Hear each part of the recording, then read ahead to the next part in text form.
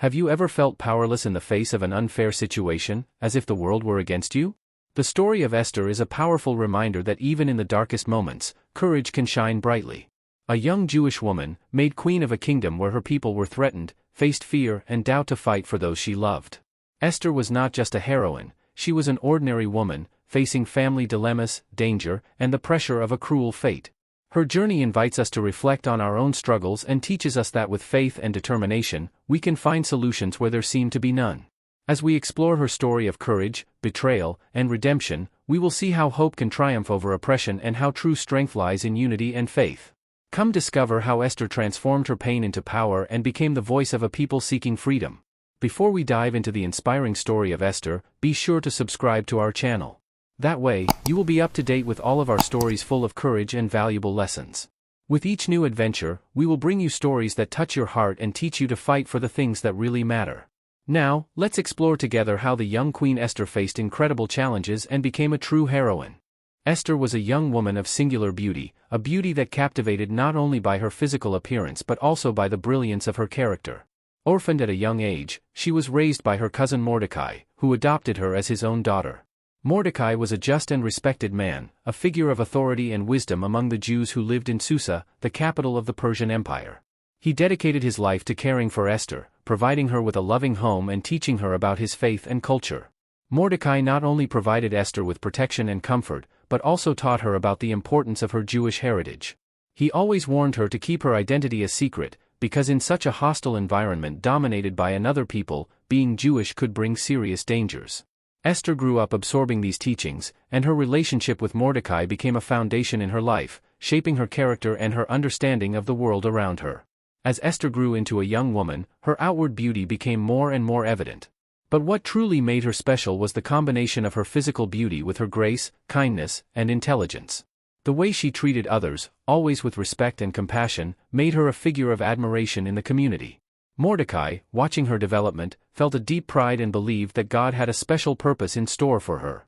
Esther not only charmed those around her with her appearance, but also inspired confidence and friendship.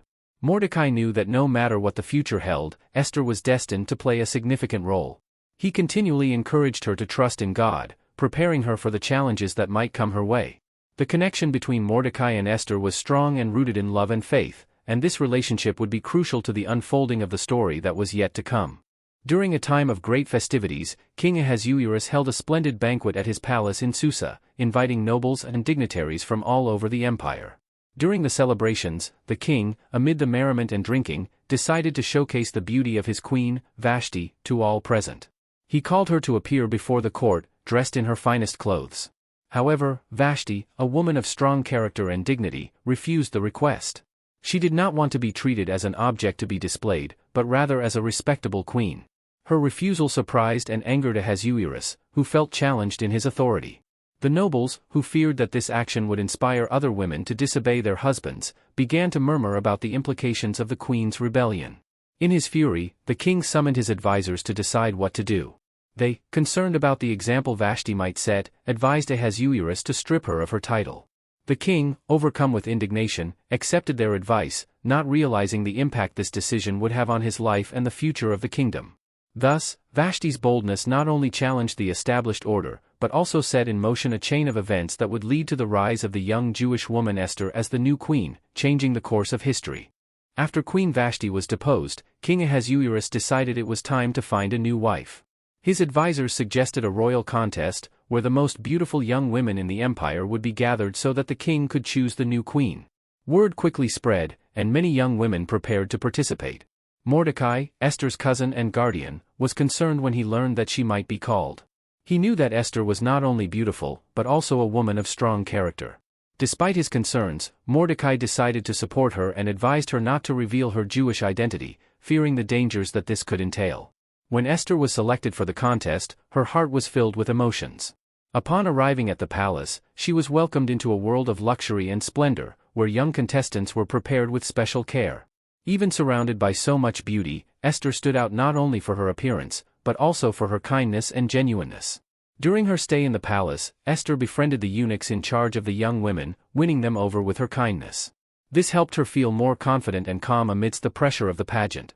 Finally, the day of the selection arrived. When Esther entered the throne room, King Ahasuerus was immediately struck by her beauty and grace. Without hesitation, he chose her as his new queen and crowned her, changing not only her life but also the destiny of her people. Mordecai, upon hearing the news, felt a deep sense of pride and relief, knowing that Esther was about to face significant challenges that would test her courage and faith. What did you think of Esther's journey to becoming the new queen? Can you imagine how she felt when she entered the palace and faced all that luxury and pressure? And what do you think of Mordecai's decision to advise her to hide her Jewish identity? Leave your comment below. We'd love to hear what you think of this inspiring story of courage, character, and family love. Let's chat. As Esther adjusted to life in the palace as the new queen, Mordecai continued to watch over her, remaining close by even from a distance. He regularly stationed himself at the palace gates, where he could hear the latest from the court. Mordecai was an observant man, always on the lookout for his people. One morning, while observing the movements of the king's officials, Mordecai noticed something suspicious. He overheard Bigthan and Teresh, two of the king's closest eunuchs, plotting to assassinate Ahasuerus. With his heart racing, Mordecai knew he had to act quickly. He could not stand idly by while such a wicked plot unfolded. Determined to stop the assassination attempt, Mordecai went to Esther and warned her of the plot, detailing everything he had heard. Esther was alarmed but determined to act. She went to the king and revealed the evil plan, noting that Mordecai had been the source of the information. King Ahasuerus, concerned about the gravity of the situation, ordered an investigation. Bigthan and Teresh, upon realizing that they had been discovered, confessed their treason. Furious, the king ordered their execution, thus saving his own life thanks to Mordecai's courage. This act of loyalty not only ensured the king's safety, but also elevated Mordecai in the court, without many knowing that he was Jewish. This heroic action by Mordecai would become a crucial element in a more complex plot, where the fates of many would be at stake. After King Ahasuerus was saved by Mordecai's loyalty, a new figure began to emerge at court, Haman, an ambitious and cunning man. Haman was one of the king's chief advisors and held a position of great influence. He was known for his eloquence and for always seeking ways to please the king, which quickly led to his meteoric rise within the palace hierarchy. Haman, however, had a dark side. Although he had achieved a position of power, his true nature began to reveal itself, especially when it came to Mordecai. Mordecai, who refused to bow down to Haman, was a man of firm principles and unshakable values. He always remembered his Jewish identity and would not give in to pressure to honor someone who did not respect God. Mordecai's refusal to bow down to Haman deeply angered the advisor. Haman, who expected to be treated with reverence and worship, was furious at this affront. This indignation quickly turned into a deep and obsessive hatred. He was not content with simply taking revenge on Mordecai. In his mind, it was necessary to eliminate not only Mordecai, but his entire people, the Jews. Haman began to plot an evil plan. He went to King Ahasuerus and, using his influence, began to instigate the king against the Jews. Cunningly, Haman presented the Jews as a disloyal people who did not follow the laws of the kingdom and who were a threat to the security of the empire. He asked the king to issue a decree to exterminate all the Jews in a single day, offering a generous sum of money for the royal treasury in exchange for permission. The king, not fully understanding the gravity of what was being proposed, agreed to Haman's plan. He gave him his signet ring, a symbol of authority that allowed Haman to sign the decree and send it to all the provinces of the empire. Thus an edict was issued, setting a day for the extermination of the Jews, and a climate of terror began to spread throughout the kingdom. The news of this edict struck the Jews like a thunderbolt. Upon hearing of the order, Mordecai tore his clothes in despair and covered himself with ashes, crying out to God for help. He knew that the situation was serious and that he had to find a way to act. Haman's hatred threatened not only his life, but also the lives of all his brothers and sisters in faith.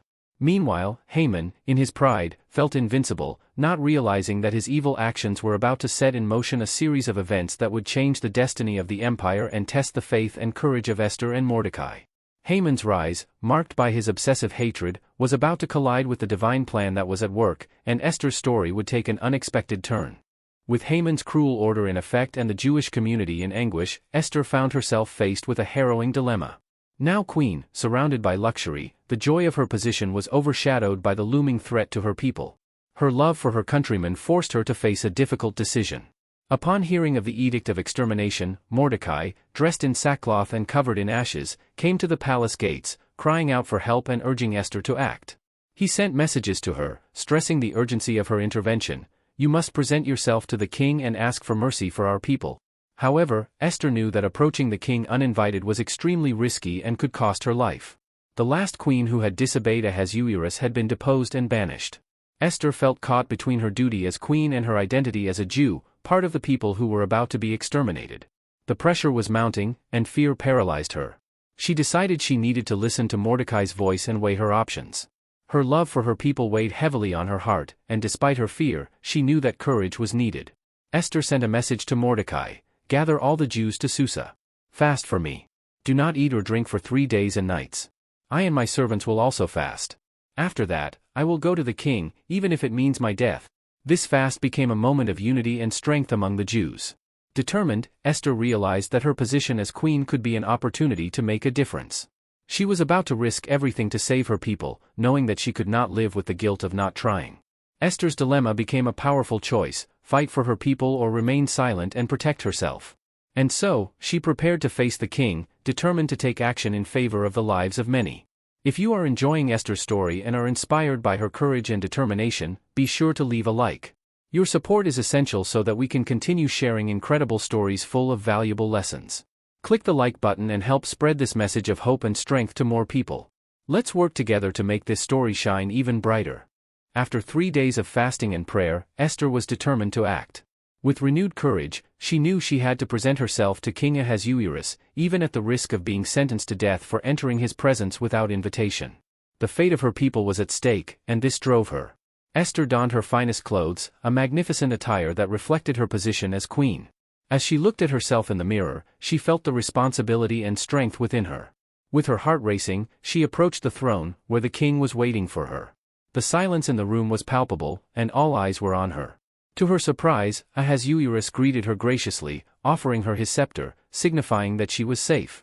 With a deep sigh, Esther touched the tip of the scepter, feeling relief and determination. She knew she had to be careful how she approached the subject. In a firm voice, she invited the king and Haman to a banquet she had prepared. This strategy was intended to create a welcoming environment that would earn Ahasuerus' trust. During the banquet, Esther observed the interaction between the king and Haman, who was carefree and confident. After Esther's first banquet for King Ahasuerus and Haman, the tension was palpable. While the king was delighted with the meal and the qualities of his queen, Haman was triumphant at being invited to such a special event, but he had no idea what was in store. During the banquet, Esther chose not to reveal her troubles right away. She knew she had to be strategic. The king, sensing that there was something to be shared, asked questions, but Esther kept her secret, delaying the crucial revelation. As Haman left the palace, he met Mordecai at the door, expecting him to show him respect. To his frustration, Mordecai did not bow, which infuriated Haman. Consumed with rage, he decided that he could not let this go. At home, reporting the situation to his wife, Zeresh, and his friends, Haman plotted his revenge. This Jew must not live, he decided. He proposed erecting a 50-cubit gallows and asking the king to use it to execute Mordecai. The thought of eliminating his enemy consumed him, and Zeresh and his friends supported him.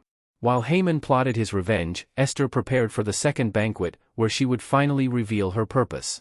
The first banquet was only part of her strategy.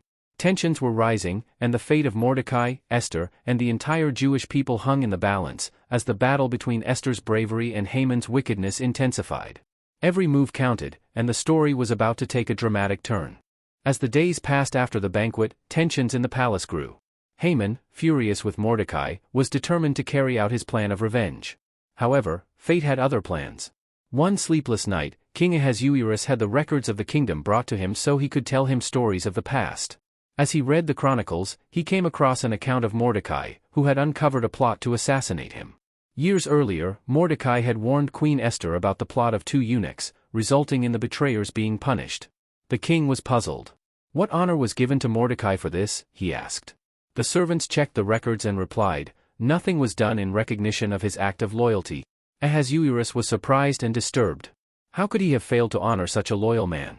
Determined to correct this omission, the king hoped to find the perfect opportunity to reward Mordecai. Meanwhile, Haman arrived at the palace, full of confidence and ready to demand Mordecai's execution. However, when he entered the room, he found the king in a state of excitement. What should I do for a man I want to honor? Asked Ahasuerus. Haman, thinking he meant him, began to hatch a grand plan. He should be dressed in royal robes, mounted on a royal horse, and led through the streets, proclaiming, "This is what is done for the man the king wants to honor." But to Haman's surprise, the king replied, "Go, do it for Mordecai." Humiliation overcame Haman as he realized that he would have to honor the one he despised most. He had planned Mordecai's death, but now he would be forced to celebrate it. The contrast between Mordecai's loyalty and Haman's malice became increasingly evident. The king's recognition not only saved Mordecai, but it also began to change the course of history. The lives of many were at stake, and justice was about to be served in dramatic fashion. After the first banquet, Esther knew that the second would be decisive. Dressed in her royal robes, her heart was racing as she prepared to reveal her identity and Haman's evil plan that threatened her people. On the day of the banquet, the palace was filled with aromas and the atmosphere was vibrant. King Ahasuerus watched Esther expectantly, curious. As soon as they sat down at the table, Esther gathered her courage and began to speak. "King Ahasuerus," she said, "if I have gained your favor, I ask you to listen to me. I am here not only as your queen, but as a woman in danger. My people, the Jews, are in danger, and the blame lies with a man who is present here today." The room fell silent at these words, and all eyes turned to Haman, who initially did not understand the gravity of the situation. Esther continued, "This man, Haman, has plotted against my life and the life of my people. He desires our destruction." The revelation came as a shock to the king. Anger began to build within him as Haman's betrayal unfolded before his eyes.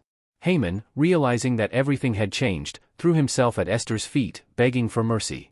But the queen knew that justice had to be done. When the king returned, his presence was imposing. "Let justice be done," he commanded, glaring at Haman. The second banquet became a landmark in the history of Esther and the Jewish people. Esther's courage in revealing the truth not only saved her life, but also the lives of many others. Haman's fate was sealed, and Esther's bravery in a time of crisis brought hope to a threatened people. After the revelation at the second banquet, tensions in the palace were high. King Ahasuerus, enraged at Haman, decided that justice had to be served. Haman, the man responsible for the conspiracy against the Jews, was immediately sentenced to death, thus paying the price for his treason. However, Esther knew that the battle was not over. A decree had already been signed, allowing the annihilation of the Jews. Determined to save her people, she sought out the king again. "King Ahasuerus," she said, "the evil has been removed, but the decree still stands. My people are in danger, and many innocent people will suffer if this is not reversed." The king, understanding the gravity of the situation, summoned his scribes and drew up a new decree. Now, the Jews would be allowed to defend themselves against any attack. The Jewish people could arm themselves and fight for their lives. This decree not only reversed Haman's evil, but it also brought hope and unity to the people. As the news spread, the Jews rallied, determined to protect themselves. The day of self-defense arrived, and they were ready to fight for their survival. With Esther as their queen, they stood together in courage, ready to face whatever came their way. When the battle began, the bravery of the Jews stood out. They fought to protect their families and their faith, symbolizing the victory of justice over injustice. At the end of the day, they celebrated their victory, not only for their survival, but for the restoration of their dignity and identity. The salvation of the Jews, fueled by Esther's courage, would become an eternal reminder of the importance of faith and unity in times of crisis. The story of Esther and the struggle of her people would echo through the generations, showing that even in the darkest hours, hope can shine brightly. What did you think of King Ahasuerus' reaction and Esther's courage in facing such a critical situation? Can you imagine the tension and bravery that surrounded these decisive moments? How would you feel if you were in Esther's shoes, fighting for her family and her people? Leave your thoughts in the comments below. We'd love to hear what this part of the story means to you and how it resonates with your own experiences. Let's chat. And so we come to the end of the incredible story of Esther. A young woman who, even in the face of fear and uncertainty, showed that courage and determination can change the course of history. She not only saved her people, but she taught us a valuable lesson: we all have the ability to make a difference, even when things seem impossible. Esther reminds us that it is important to have faith and fight for what is right, even when we are alone or facing challenges. Sometimes, all we need to do is step forward and speak out, as she did, on behalf of those we love. If you have ever felt powerless or insecure, know that you too can be a voice of hope and change. Remember, Esther's story is a testament to the fact that justice can triumph over injustice and that unity is a powerful force. Before we wrap up, don't forget to subscribe to our channel. That way, you won't miss any more inspiring stories like Esther's and other valuable lessons about courage, faith, and unity. Join our community and be part of this journey of discovery and empowerment. Click the subscribe button and turn on notifications to stay up to date with our latest news. Thank you for joining us today, and see you next time.